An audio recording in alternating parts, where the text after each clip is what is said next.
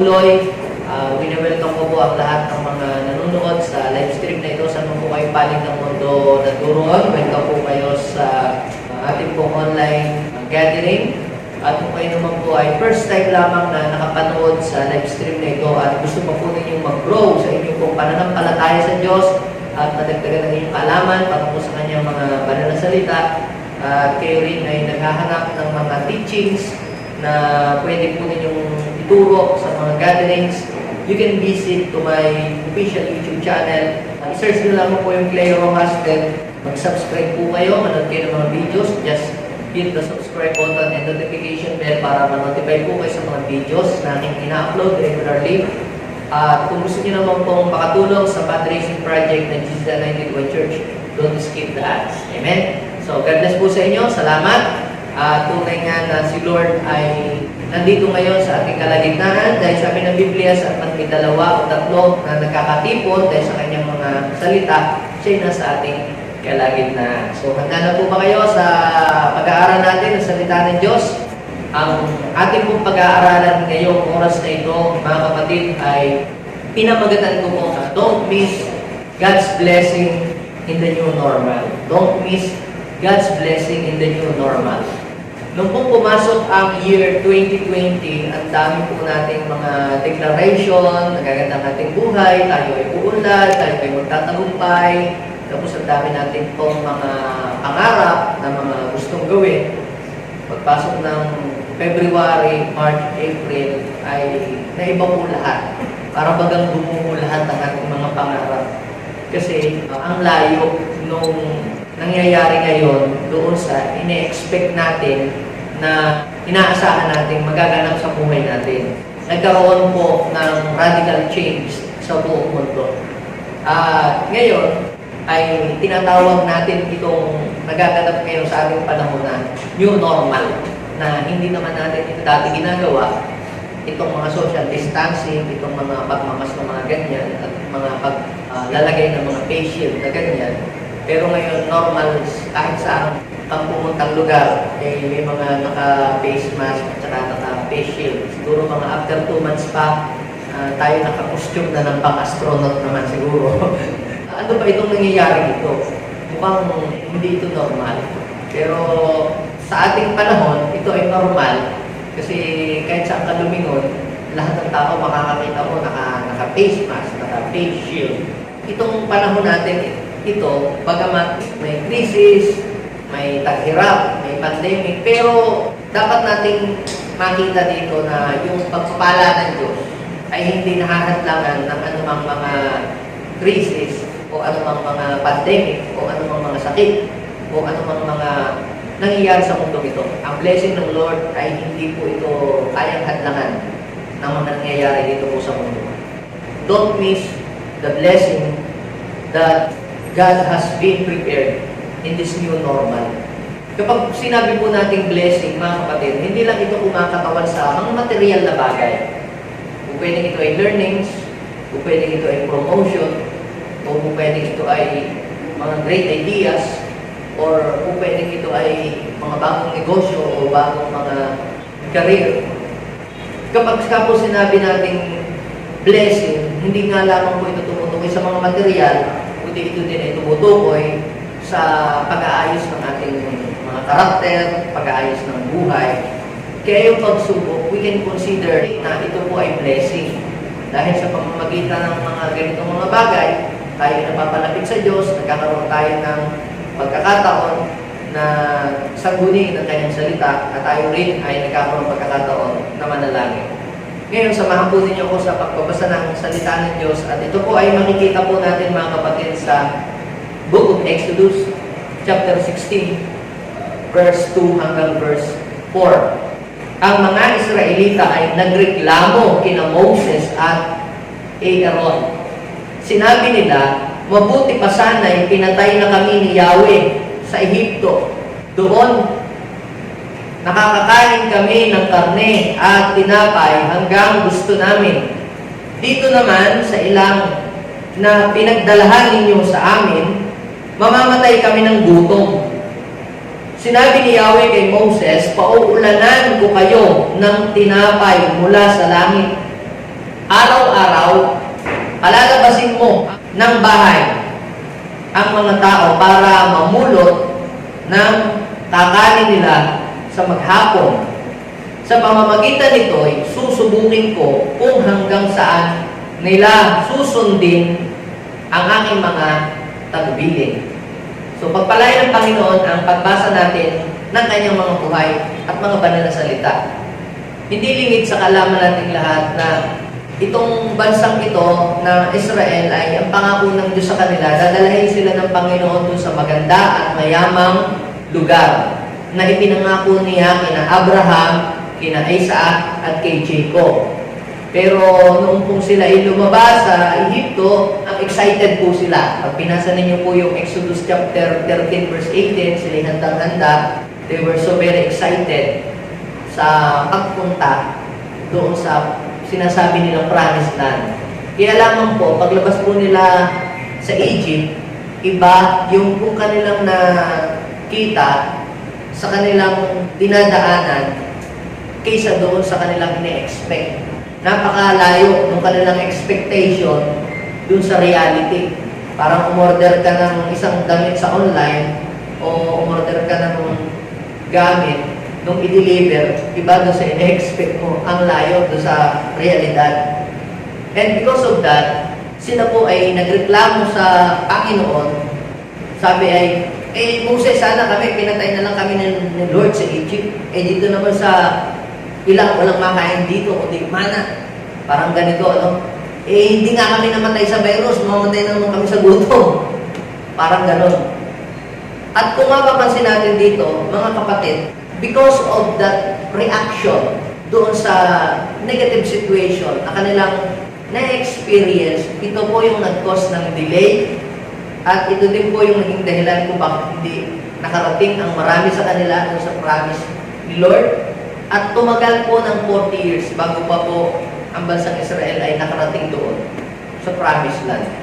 At yung mga nagreklamo, hindi sila nakarating doon sa lugar na ipinapangako ng Diyos sa kanila because of their negative reaction. So sa mga nangyayaring ito sa ating mundo, kinakailangan po magkaroon po tayo ng positibong kaisipan sa pagharap sa panibagong buhay na ito. Kapag sinabi po natin new normal, ito yung panibagong bagay na nakakasanayan ng tao at ginagawa ng tao sa ating panahon. Ang lahat ng bagay, mga kapatid, ito po ay binabago na ng Diyos. Kung bubuksan po natin ang ating mga paningin, ang ating mata, si Lord ay binabago na niya ang lahat ng bagay. Kaya kung tayo po ay nabubuhay pa rin doon sa lumang panahon, it's about time na tayo po, mga kapatid, ay i-let go natin yung mga bagay noon at tayo ngayon isikapin natin mamuhay sa panahon ito. God is a God of new things. Pag pinasa niyo po sa Biblia yon, sa Revelation chapter 21 verse 5, I am making all things new. Binabago ko na ang lahat ng bagay. Ang mga nangyari noong unang panahon ay tapos na ngayon. May bagong bagay akong ipapahayag ngayon, sabi ng Panginoon. Sabi ng Bible sa Revelation chapter 21 verse 5, I am making all things new. At pag binasa din po ninyo Isaiah chapter 43 verse 18 to 19, you must forget the past. Kalimutan mo na yung nangyari noong una, ilibing na sa limot at limutin na ngayon. Dahil hindi mo makikita yung mga blessing na ipinrepare ng Diyos sa panahong ito, kung hanggang ngayon ay ang iniisip mo pa rin ay yung dati. Sa passage na ito, mga kapatid, mapapansin po natin na yung mga Israelita ay hindi naging maganda po yung kanilang reaction dun sa kanilang negative situation. At yun yung reason, kaya hindi po nila experience yung blessing, and instead na yung blessing ang kanilang matanggap, first ang kanila pong natanggap po sa Panginoon.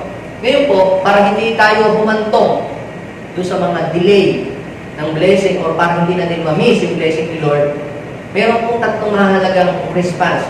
There are 3 positive response that we should make to face this new normal, to face this new life. At ito pong tatlong mahalagang bagay na ito ay makakatulong ito sa atin sa pagharap natin sa panahon natin ngayon. matutulungan tayo nito para yung mga blessing ng Panginoon hindi natin ma-miss. Pag sinabi natin don't miss God's blessing, ibig sabihin po ay huwag natin hayaan na yung pagpapala ng Diyos ay lampasan tayo. Gusto niyo po ba yung blessing na sana sa iyo pupunta, doon sa kapitbahay mo napunta? Dahil sa attitude na yung pinakikita mo doon sa sitwasyon yun, yung blessing na pupunta sa iyo doon, napapunta sa ibang tao. Yung blessing na ipinadala sa iyo ng Panginoon, instead na sa iyo mapunta, sa iba napunta. Yung promotion na dapat sa iyo ibigay, sa iba napapunta. Ngayon, ganun din po ang nangyari sa mga Israelitang ito. Dahil sa sila po ay may mga negative reaction, may negatibong kaisipan, yun ang naging hadlang kung bakit na-miss nila yung promised land at saka yung mga pagpapala. Sana hindi mangyari sa atin yun. So, paano? Hindi tayo hahantok doon sa kagaya ng naranasan po nila. Una po, itong nakita ko dito mga kapatid, adapt to your present situation. We should adapt to our present situation. Kapag sinabi po natin kasing, when we say adapt, mga kapatid, it means to adjust into a new condition. Kapag sinabi natin adapt, it means to adjust into a new condition. Ang mga Israelita, wala na po sila sa Egypt. Sila po ay nandun na po sa wilderness, heading to the promised land. Kaya lamang, kahit wala na po sila doon sa Egypt, at nandun na sila sa wilderness, pero yung kaisipan, yung kanilang mga pakiramdam, nandun pa rin sa Egypt. Physically, nandun sila sa wilderness, pero yung kanilang isip, ang kanilang puso, nandun pa din sa dati.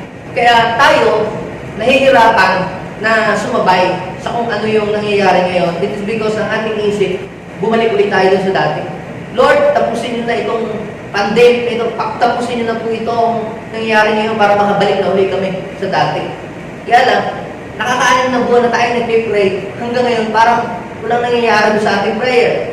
So, ano dapat natin gawin? We must change our prayer. Anong prayer? Instead na sabihin natin, Lord, baguhin mo ang aming sitwasyon, mag-pray na lang tayo ng ganito, mas madali. Lord, baguhin mo ako sa pamamagitan ng sitwasyon ito na aming kinakaharap. Ngayon, ipag-pray natin mabago tayo sa pamamagitan ng sitwasyon na ito. Dahil may purpose si Lord, kaya inaalaw niya ang mga bagay na ito. May mga bagay na kahit ipag-pray mo, hindi siya mababago.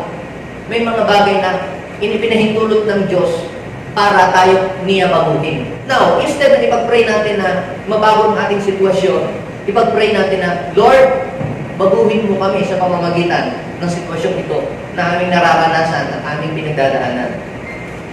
Ngayon, kinakailangan nating matutong mag-adapt sa ating present situation.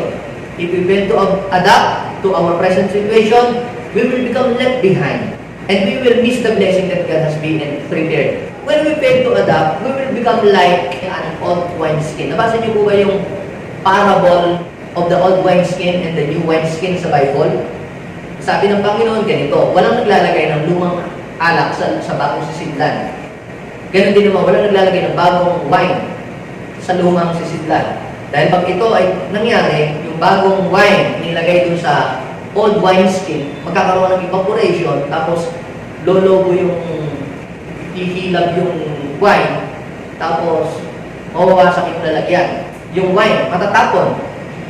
Sa halip, dapat ilagay yung new wine doon sa new wineskin para ito'y parehas na mag-preserve. Bakit po? Kasi yung pong old wineskin, yan po ay brittle. Yung malutong, hindi na siya stretchable. Hindi na siya adjustable. Kaya pagka nilagyan siya ng wine, at yung wine ay humilap, at nagkaroon ng pressure, sasabog siya. Yung mga tahi, biglang bubuka, matatapon yung wine. Samantalang yung new wineskin, kahit magkaroon ng fermentation dun sa wine, ang gagawin lang po ng new wineskin, may stretch lang siya. Kaya hindi matatapon yung new wine. At ito po ay mape-preserve. Ngayon, ganun din po tayo, mga kapatid. Kapag hindi natin inadapt kung ano yung mga nangyayari sa ating panahon, kung hindi tayo maging left behind, tayo po ay mapupunta sa maling direksyon o sa ibang direksyon. And we will miss the blessing of God. Sa panahon po natin ngayon, ang dami pong mga nagrereklamo sa mga GCQ, mga ECQ. Sa totoo lang, hindi na nga natin alam ano ba yung ECQ, MGCQ. Hindi na natin alam yun 3 years ago. Nung magkaroon po ng traffic light dito sa Dagupan, ang dami nagreklamo, di ba? Iba naman yan dito sa Dagupan, daming mga traffic light, kap-kap. Ito na yata pinakamadaming traffic light na place. Kasi nga, hindi tayo sanay dito sa Dagupan na mayroong traffic light. Sanay tayong tumawid kung saan-saan. Sanay tayong pagka kaya nating lumusot-lusot tayo. Kaya lamang, nagkaroon ng panibagong normal na dapat ngayon ay aabangan mo kung kailan yung go and stop. Kaya ang dami po na yung nagre-reklamo. Pero napansin ninyo, pagkalipas ng mga ilang mga panahon, wala na rin gano'n. Bakit? Ang mga tao, nakapag-adjust na nasanay na. Kung kayo po ay nakatira dito sa Dagupan, so, anong ina-expect ninyo?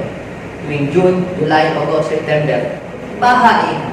Dahil ang Dagupan, ito ay below sea level. Kaya normal na sa Dagupan na yung laging binabaha.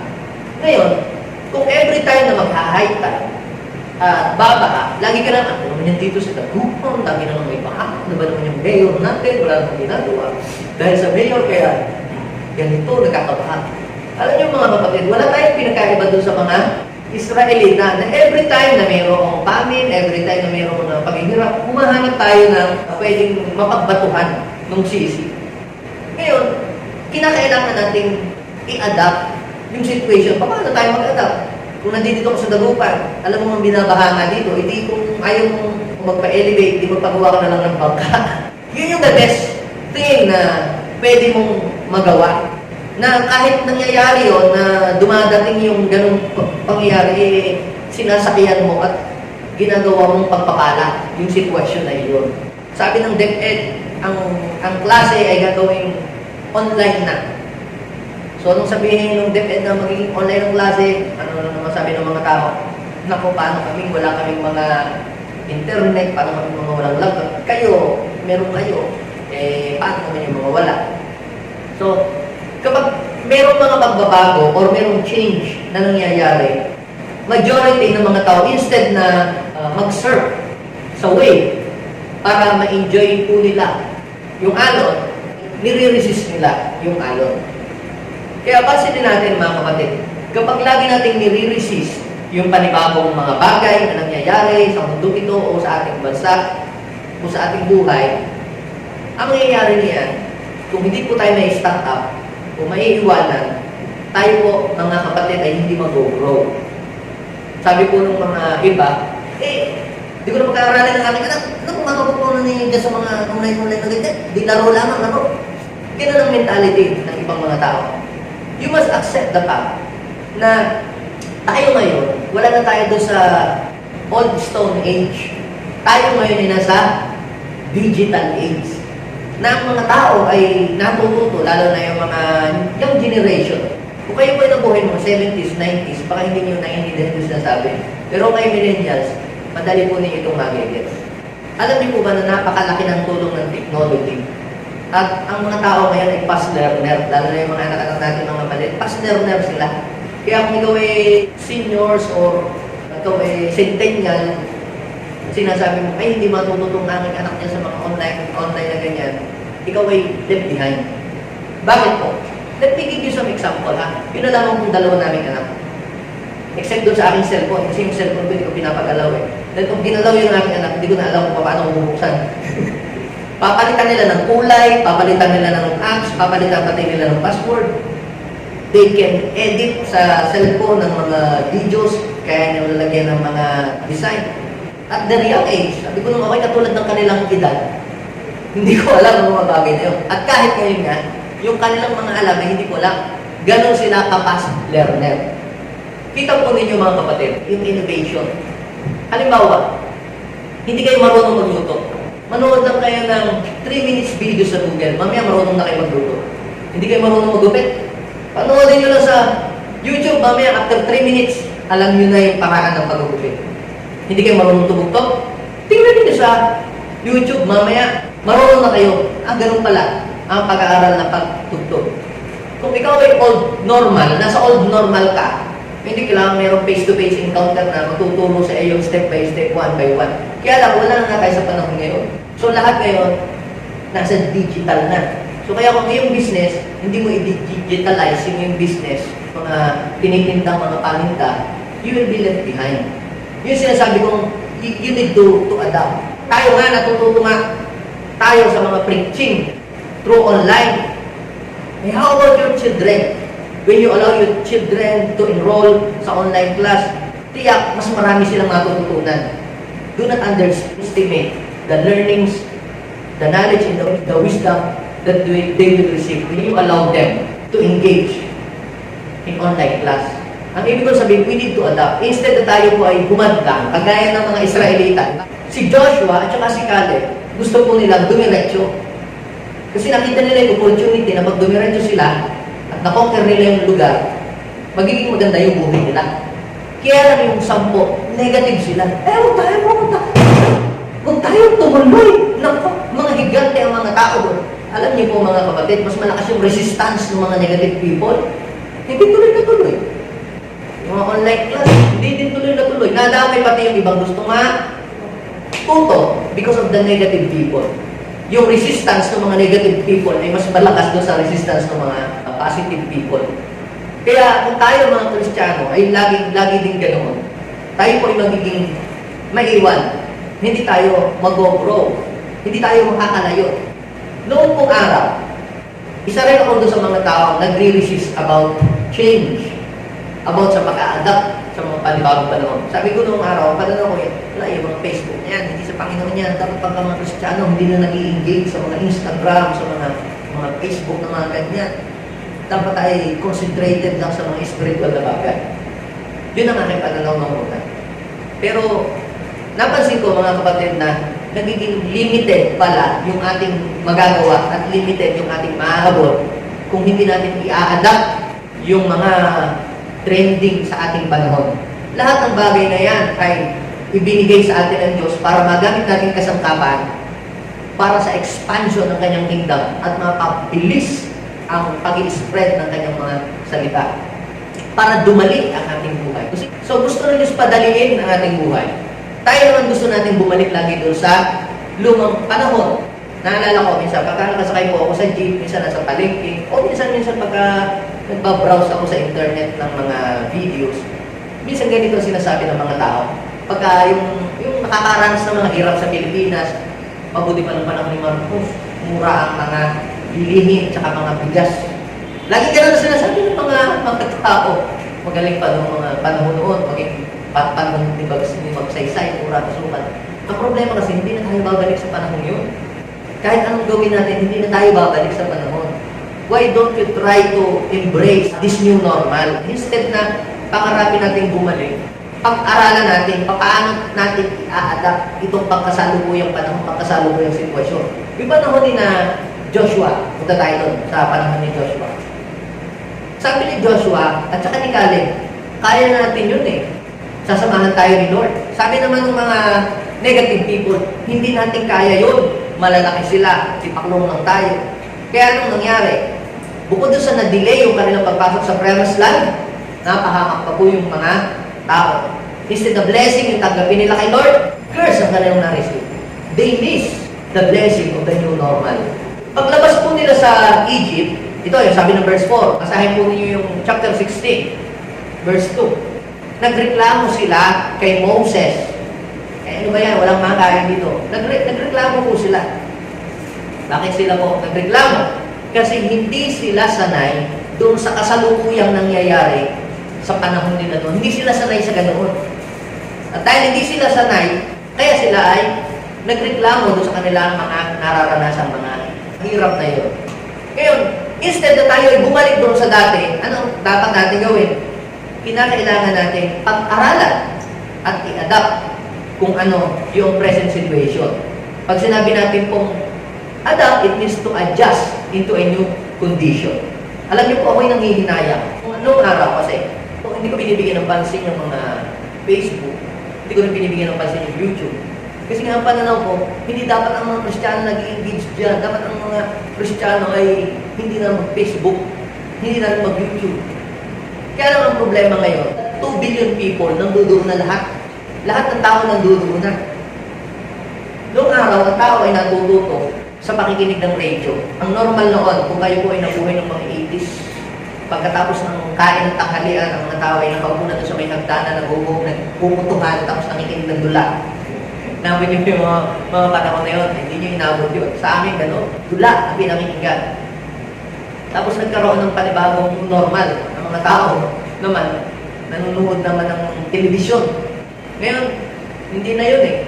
Ang panahon ngayon ay ang mga tao ay nasa social media na. Kung hindi nasa YouTube ang tao, nasa Facebook. Kaya, alam nyo ngayon, ang ginagawa po ng iba, nag-ukay-ukay online, nagbenta ng cactus online, nagbenta ng mga pagkain online. Ang tawag po doon mga kapatid, sila ay nag-adapt. Nag-adapt sila. Sa halip na sila ay magreklamo sa nangyayari, ang ginagawa nila po, mga kapatid, ay sinakyan nila yung sitwasyon. Lahat ng bagay na ipag-aari ng Diyos. Psalms 24, sabi na, the earth is the Lord's and the fullness thereof. Ang lahat ng bagay ay sa Diyos at siya may-ari. Na ngayon ay ito'y ibinigay sa atin ng Panginoon para ito'y gamitin natin para sa kanyang kapurihan. Nagiging sa demonyo lang ang computer kapag yan ay ginamit mo sa panunood ng malaswa. Pero yan ay nagiging sa Diyos, ang internet, kapag ang internet ay ginamit mo sa pag-preach, panunood ng mga preaching, ng mga worship song, and learning. So nagiging sa demonyo lamang pag ginamit mo sa masama. Pero nagiging sa Diyos yan pag ginamit mo sa mabuti. So, ngayon mga kapatid, lahat ng yan ay ipinagkaloob ng Diyos sa tao para ito po ay magamit natin sa kanyang kapurihan at para dumali ang ating buhay. Noon, pipila ka pa ng mahabang-mahaba sa pagbabayad sa general ko, pipila ka pa ng mahabang-mahaba sa bangko. Pwede ka na bang magbayad ngayon online. Very convenient ang buhay. Dumali. So, para maging madali, kinakailangan mo i-adapt yung nangyayari sa ating panahon. Now, ang ginawa po ng mga Israelita, sa halip na i-adapt nila yung sitwasyon na pagkasalukuyan noong kanilang panahon, mas gusto po nilang bumalik ulit doon sa dati. Mabuti pa doon sa Egypt, doon isang hingi lamang, bigay agad. Dito naman, walang makay. Parang sa panahon nga natin sinasabi, naku, bakit lagi naman ganito? Hindi nga kami mamamatay sa virus, mamamatay naman kami sa gutom. Yung mga negative people na mayroong mga negatibong pag-iisip, lagi silang mayroong negative reaction sa nangyayari. Kaya pag lagi tayong negatibo sa mga nangyayari, hindi tayo makakaisip ng magandang idea. Now I am telling you, this season is a season of new ideas. God will give you a new ideas na hindi mo dati naiisip. Ngayon, kung lagi ka na lang negatibo ang iyong pag-iisip, hindi darating sa iyo yung mga magagandang ideya. Inuulit ko po, kapag lagi kang negatibo sa lahat ng nangyayari sa paligid mo, sa sitwasyon mo, you will miss the ideas coming from the Lord. Pero yung mga taong bukas ang isip, meron silang positibong kaisipan, bagamat hindi maganda yung nangyayari, hindi maganda ang sitwasyon, sila yung nakakabuo ng mga magagandang ideya. Pansinin ninyo, no? Yung mga magagandang face mask na mga ganyan tapos may dikulorete pang mga gano'n na parang kailan lang naisip ng tao yun? Kailan lang, hindi natin naisip yan. Yung face shield na may parang may salamin na ganyan, wala naman nakakaisip doon eh. Kailan lamang yan lumabas? Sa panahon ito lang. So, ibig sabihin, laging merong makabagong idea na ibinibigay si Lord na fitted sa sitwasyon at sa panahon na nangyayari ngayon.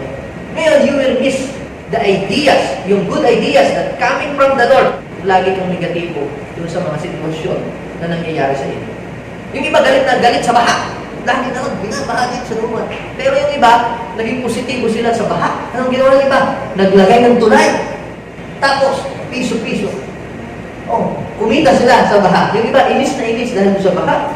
Yung iba, nilabas yung kanilang tri-bike at isinakay yung mga ayaw mabasa ang paa. Kumita sila ng malaki. Nung bumaha dito sa dagupan, yung mga tao, inis na inis sa baha. Yung iba naman, kumita sa baha. Nilabas kasi nila yung kuliglig nila eh. Siningin ng 50 piso bawat isang lumalabas. kumita sila sa panahon ng crisis. So, ibig sabihin, ang idea, magagandang idea, ito ay darating sa iyo kapag meron kang positibong pag-iisip sa negatibong nangyayari sa iyong sitwasyon. Makakaisip ka ng maganda na idea. At yung idea yun ang magdadala ng maraming blessing, maraming pagpapala sa iyo. Kita mo, yung sitwasyon na yun, pinagkakitaan ng iba. Pero ikaw, yung sitwasyon yun, pinagre-reklamuhan mo at nagmumurmur ka. Ngayon, kung positibo ka, ikaw ay makakaisip ng mga magagandang ideya. At yung idea yun, nanggagaling yun sa Panginoon. Now, yung mga Israelita, kinamatayan na nila yung sitwasyon nila at hindi sila nakaisip ng mga magagandang idea. Bakit? Kasi wala silang ibang ginawa kundi magreklamo. They miss the blessing that God has been prepared for them. Ang pangalawa ito, follow God's instruction. We have to follow God's instruction. Sa bawat panahon, sa bawat sitwasyon, laging mayroong instruction si Lord. At ang blessing, ito ay nakasalalay doon sa pag-obey mo sa instruction ni Lord. Hindi yan dahil, ay December ngayon, naku marami akong blessing ngayon kasi December. Ano ngayon, taghirap, naku, matumal ngayon ang business natin, walang kita ngayon. Hindi pala nakasalalay yung pagpapala ng Diyos sa akong December ba ngayon, crisis ba ngayon, o taghirap ba ngayon, o tag-ulan ba ngayon. Hindi pala doon nakasalalay yung blessing ni Lord. Napansin ko dito na ang blessing pala ng Panginoon ay nakadepende doon sa pagsunod mo doon sa kanyang simple instruction na kapag sinunod mo yung instruction yun, doon bubuhos ng pagpapala automatic sa buhay mo. Let me give you some example. Noah. Si Noah, paano siya na-save at ang kanyang family, paano nakasurvive?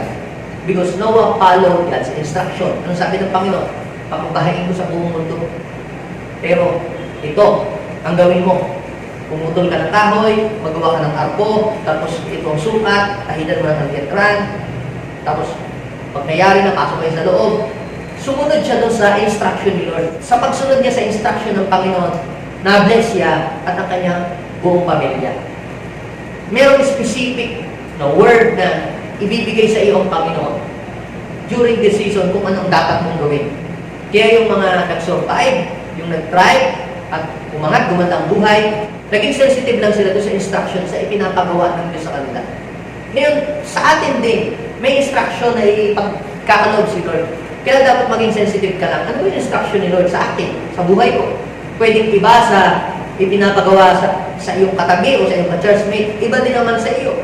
Kaya dapat maging sensitive ka. Bakit na-bless si Abraham? Dahil ba magaling si Abraham?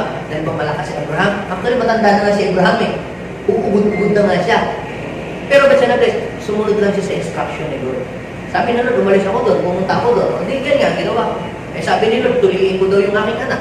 Sumunod lang siya. Kaya dahil sa kanyang magsunod doon sa instruction ni Lord, na-bless ang kanyang buhay. Patulad halimbawa ni Asa, bakit na-bless ang kanyang buhay during crisis? Kasi nag-obey lang siya doon sa instruction ng Panginoon. Nung mag-obey siya doon sa instruction, ginawa niya yung pinapagawa ng Lord, na-bless ang kanyang buhay. Eh, how about si Jacob? O, anong nangyari naman kay Jacob? Nag-obey din siya doon sa instruction ng Panginoon na bumalik ka sa inyo at pagpapalain kita. Bumalik nga siya. Tapos, paano si Joseph? Nag-obey din siya sa instruction. Anong instruction?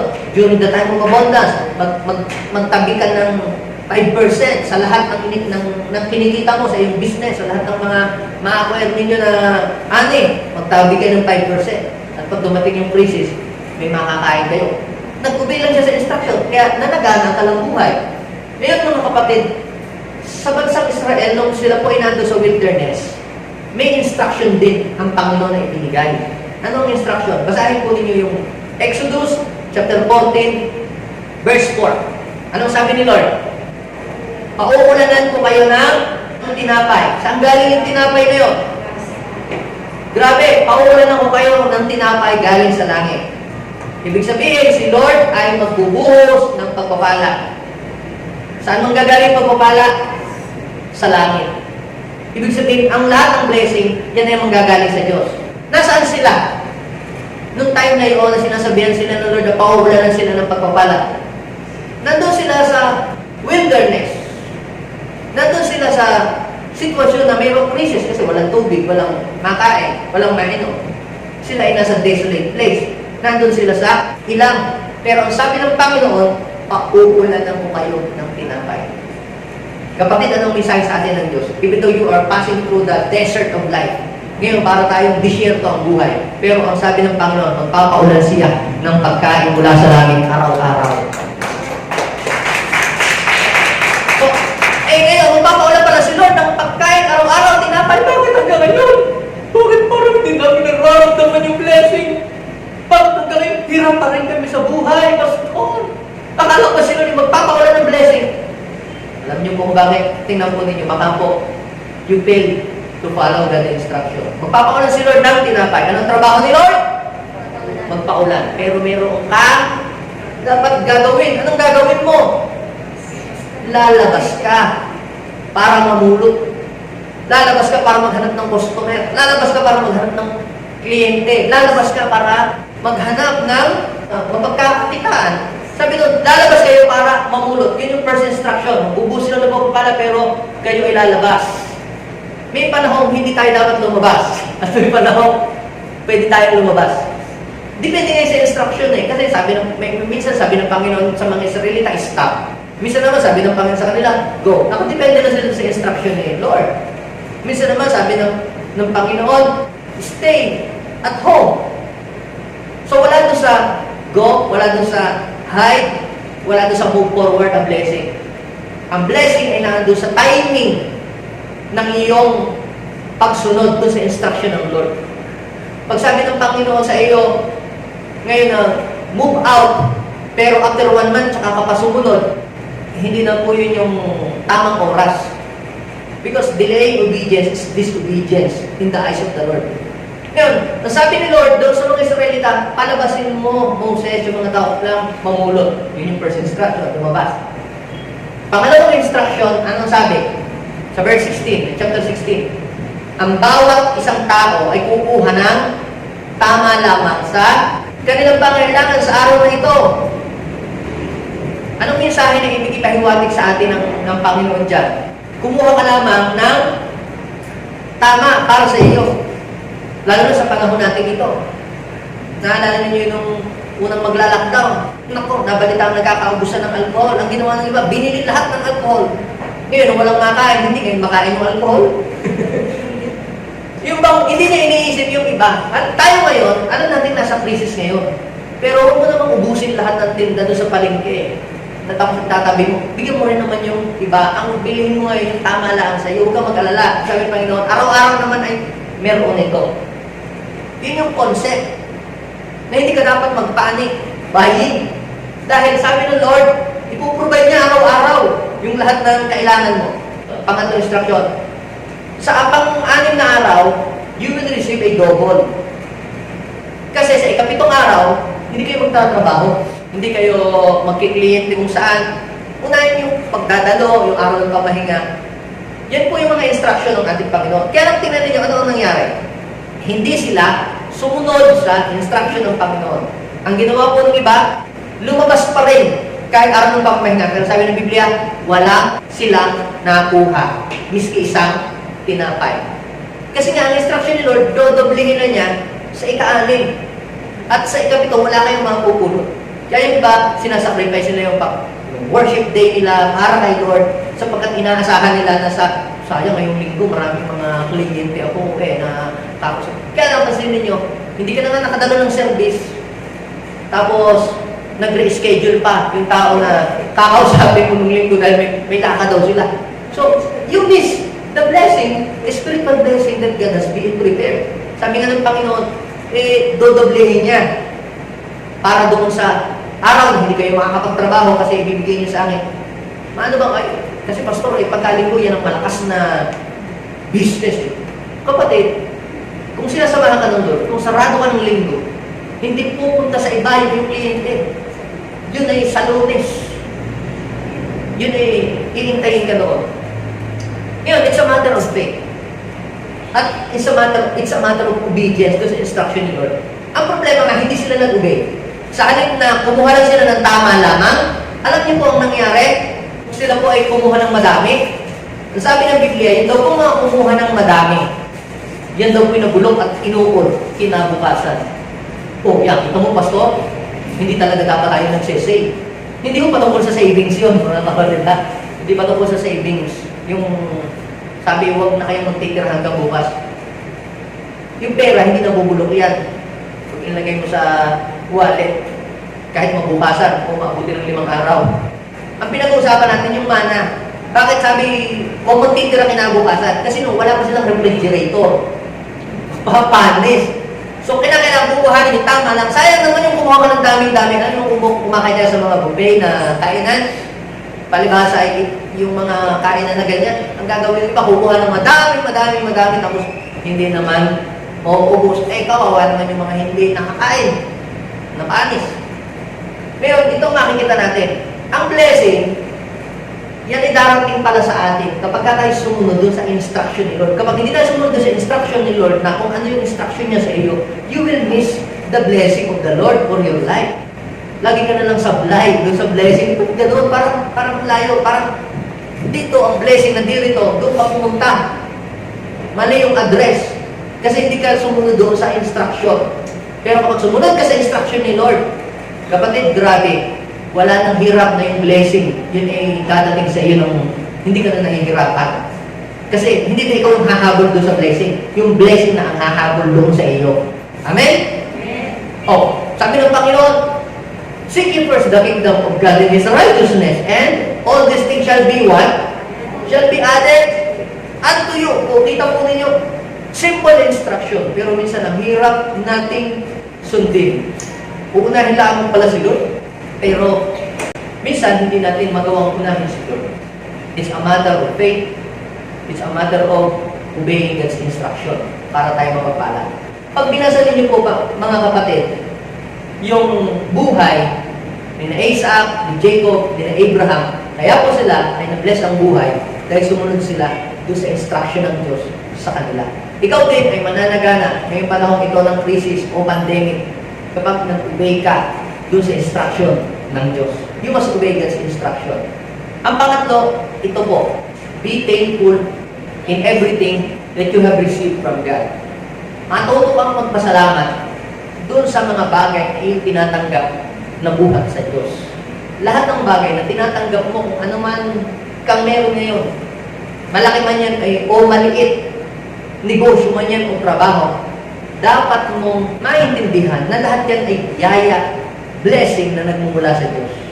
Sabi nga ng Panginoon doon sa Deuteronomy chapter 8 verse 18, remember the Lord your God. Kapag kayo na-bless na ang buhay, maganda na ang sitwasyon ninyo.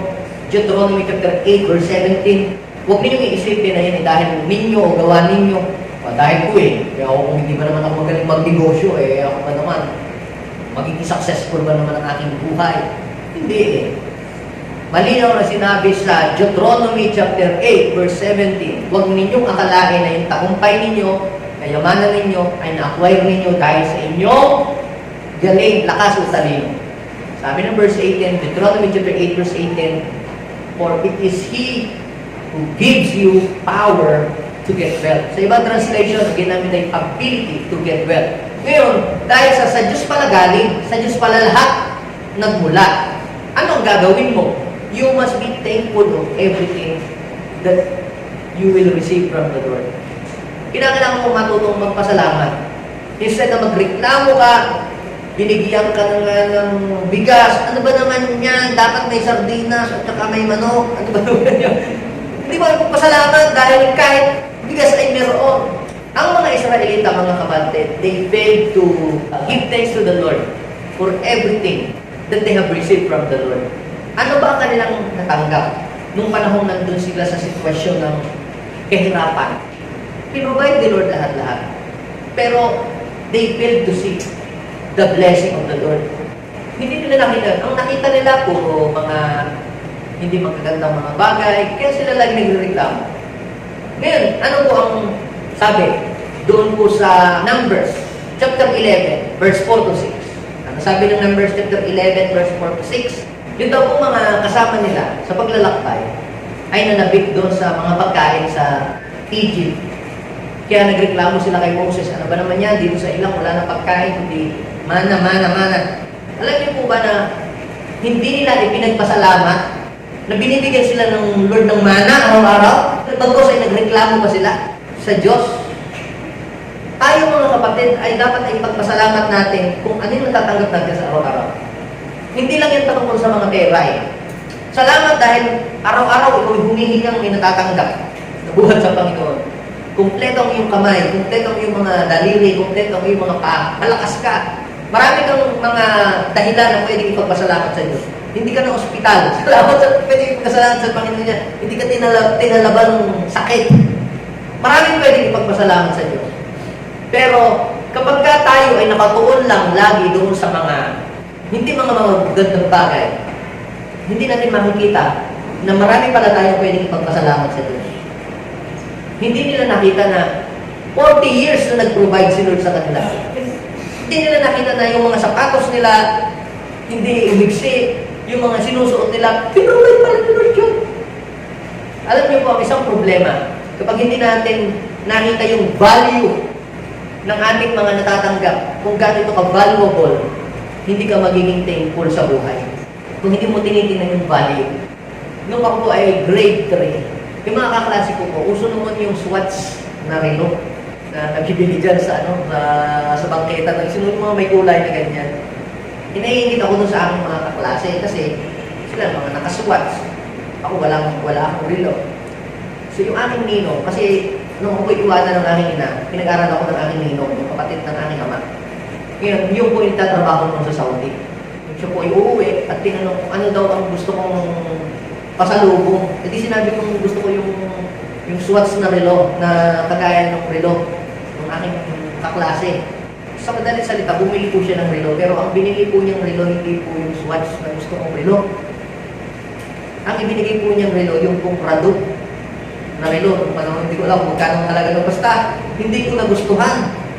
Kasi metal yung ano dito, tapos may gold na ganyan, tapos yung bracelet niya, bakal. Sabi ko, ayaw ko yun. Hindi po ako masaya. Ang gusto ko yung Swatch, yung rubber na ano. Alam niyo, nagalit sa akin yung kapatid. Sabi nung kapatid niyang bulso, si Cleo ay hindi pa nagpasalamat. Malungkot pa ng bigat tinanggap ko, pero parang hindi ako masaya. Hindi ko ba alam na yung relo niya ay mahal? Hindi ko alam. Hindi ko alam yung value. Kaya nagtampo ko, sumama ang loob ko dahil hindi yung aking natanggap, hindi yung gusto ko. Minsan tayo, humihingi tayo sa Diyos. Lord, ito gusto ko. Pero hindi yun ang ibinibigay ng Diyos sa iyo, ibinibigay sa iba. Hanggang hindi mo nakikita yung value ng isang bagay na yun na ibinigay ng Diyos, hindi ka magiging thankful. Kapatid, do not lose the blessing because the blessing did not come into your own shape or into your own wrapper. Naisip mo, nakabalot sa ganito. Pero, iba pala yung wrapper niya. Na-miss mo tuloy yung blessing. Kaya, lahat ng bagay na natatanggap natin, kahit ng pagsubok, blessing pa rin pala yun sa Panginoon. Kita ninyo. Basahin po ni Deuteronomy chapter 8 verse 16. Ano sabi? Binigyan daw po ng pagkain ni Lord. Pagkain hindi kilala. Ano ang purpose ng pagsubok? Para daw po i-humble, para daw po turuan, matuto. Yun naman ay para din sa ikabubuti. Ngayon, hanggat hindi natin nakikita yung value ng blessing na natatanggap natin, hindi tayo magiging thankful kahit kailan. Hindi tayo magiging mapagpasalamat sa Diyos. So we must understand the value of that blessing that coming from the Lord. James chapter 1 verse 17, huwag kayong padaya, lahat ng bagay na mabuti ay galing sa Panginoon. Yan ay mula sa Ama na ibinigay niya sa atin. Now, bakit hindi nila ipinagpasalamat yung mana? Bagkos nagalit pa sila at nainis pa sila dahil parang hindi sila masaya. Parang nakatanggap ng rado na hindi masaya. Bakit? They did not know how valuable that mana. Ang sabi ng Bible, yung mana sa Deuteronomy chapter 8 verse 16, ang sabi, pagkain hindi ninyo kilala. Subukan niyo na bagang pumunta sa isang mamahaling restaurant. Mamahaling, talagang libo o order kayo ng isang platong pagkain. Majority sa mga pagkain na yun sa restaurant na mamahaling, hindi niyo kilala. Kaya mahal eh. Kasi, hindi, bihira lang yun. Sila lang nagseserve doon. Kaya, hindi nga kilala. Kaya yung daw ng mana, tinawag nilang, ano ito, what is this? Kasi nga, hindi nila kilala. Uncommon. Wala kayong makikita sa iba. Sa ibang palengke o sa ibang restaurant. Si Lord lang ang nagseserve doon. pagkain hindi kilala. At hindi lang ng isang araw, 40 years na ibinibigay sa kanila yun. Imagine, pangkaraniwan sa atin yung tinapa, yung pagbuong, daing. Yung mga ganyan, no? Imagine kung hamon, hindi minsan hamon lang, yung hamon, pagka yung Pasko lang. Imagine, araw-araw hamon ang ihanda sa iyo. Hindi nila nakita yung value na hindi pangkaraniwan, hindi basta-basta yung binigay sa kanila. Pangalawa, sabi po ng Psalms, chapter 78, verse 24 to 25, ano sabi? Ano daw pagkain yung ibinigay sa kanila? Ha? Hindi isang ordinaryong pagkain. Yun daw po, ibinibigay sa kanila ay pagkain ng mga anghel. Ano kaya yung angel's burger o angel's pizza? Pagkain ng anghel. Ibig sabihin, hindi pagkain ng mga ordinaryong tao yung pinagkakain. Bakit di ba sila nagpasalamat? Dahil yung pinakain nila ay hindi pangkaraniwan, kundi ang kinakain nila ay daw ay pagkain ng anghel. But they failed to give thanks to God. Kaya dapat makita natin yung value ng mga blessing na iyan. At ikaw ay magiging mapagpasalamat sa Diyos. Basahin po ninyo yung yung nakalagay doon sa Bible sa Deuteronomy. Sila po ay nagalit pa at nagreklamo sila sa Diyos. At bakit daw wala nang ibang isinerve sa kanila. Kundi, yun na lamang mana na yun. Hindi sila nagpasalamat, magpus sila galit pa kung sila binigyan ng Lord ng blessing. Kung ikaw ay may trabaho ngayon, medyo mahirap, magpasalamat ka dahil may trabaho ka ngayon. Yan ay blessing, may binigay sa iyo ng Panginoon. Yung iba nga, walang trabaho ngayon, walang papasukan, natanggal pa. May work ka ngayon. You must be thankful to the Lord. Dapat makita mo yung value na yun. Napakahalaga ng trabaho sa iba. Ikaw naman, nagagalit ka pa. Sabi po ng 1 Thessalonians chapter 5, verse 18. Basahin natin, 1, 2, 3, go. Ipagpasalamat ninyo sa Diyos ang lahat ng bagay kay Kristo sapagkat ito ang ibig ng Diyos. So, lahat ng bagay na nangyayari, ipagpasalamat natin. Kahit pagsubok ba, pastor, problema nga papasalamat ako. Salamat dahil sa pagsubok ngayon. Ako ay natuto. Ako ay nag-grow. Ako ay tumibay. Ako ay tumatag. Salamat sa pagsubok ngayon. Ngayon, kung pagtingin mo ay lagi kang negatibo, hindi mo magagawang magpasalamat sa Diyos sa mga bagay. Kahit na blessing, hindi ka nagpapasalamat sa Diyos. Binigyan ka ng problema, PUTA ang nalabas sa iyong bibig. Nakatanggap ka ng blessing, PUTA. Bakit ganito? Yun ang mga ganun ang mga tao ngayon. Pero dapat po, we must learn to be thankful doon sa mga blessing na binibigay sa atin ni Lord. Alam niyo po ba ang Panginoon ay makatanggap ng 5 tinapay at ilang piraso ng isda? Ang kakain, sobrang dami. Pero yung tinapay, kaunti lamang. Nagreklamo ba ang Panginoon? Ba naman yan? Tinapay, pero kaunti. Ang isda pa, ang liit. Ganun po ba ang lumabas sa bibig ng ating Panginoon? Nung merong tinapay na natanggap si Lord, buhat sa isang tao na natanggap niya, anong ginawa ni Jesus doon sa 5 tinapay at 2 maliliit na isda? Si Jesus po ay nagpasalamat. At nung magpasalamat si Jesus, anong nangyaring kasunod? Dumami hanggang nakakain ang lahat at nabusog. If you want God to multiply what you have, you must be thankful in a little things. Even in a little things. Pasalamatan mo ang Diyos at imumultiply ng Diyos kung ano yung meron ka ngayon. Pasalamatan mo si God sa trabaho mo ngayon at bibigyan ka ng mas magandang trabaho. Pasalamatan mo si Lord sa mga income mo na meron ka ngayon na tinatanggap, and the Lord will multiply your income. Sino gusto ditong mag-multiply ang kanyang income? Pasalamatan mo ang Panginoon sa trabaho, and the Lord will promote you. Pero ginagawa mo, reklamo ka ng reklamo. Kita niyo yung ginagawa ng Panginoon sa mga reklamo. Instead na umula ng maraming tinapay, umula ng apoy. At silang lahat ay namatay. Instead na yung mana, magdire-diretso pa, tumigil na ang mana. Instead na yung mana ay mapakinabangan nila, inuod yung mana. Kaya mga kapatid, kapag tayo naging mapagpasalamat sa Diyos sa lahat ng bagay na ating tinatanggap, God will multiply what we have. Kung meron kang kliyente, ngayong isang buwan, na isa lamang ang kliyente, magpasalamat ka, Lord, thank you for this client. Ito ay mag-multiply. Kung yung tao na pumunta sa iyo, nag-online business ka, nagtinda ka sa online, tapos pinadeliver ka doon sa bahay na ang layo-layo, magpasalamat ka. Bakit?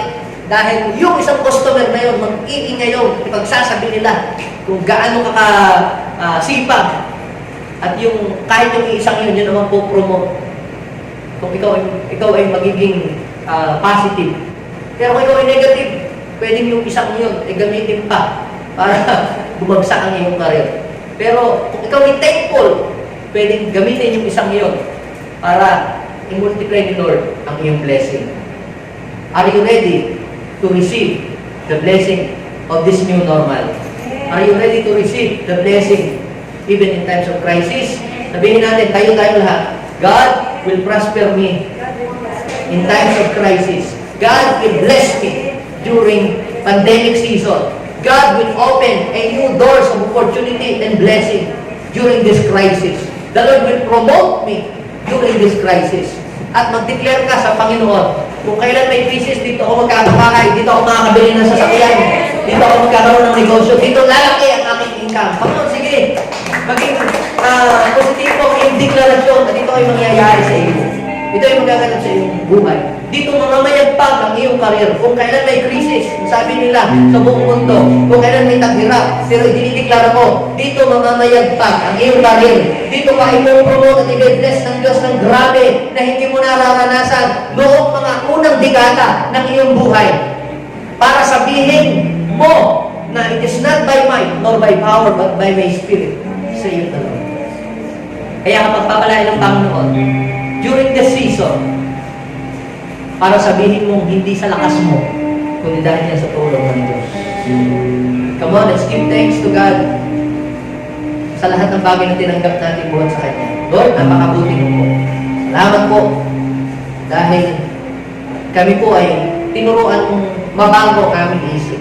Help us to be thankful. Help us to follow your instruction and help us to adapt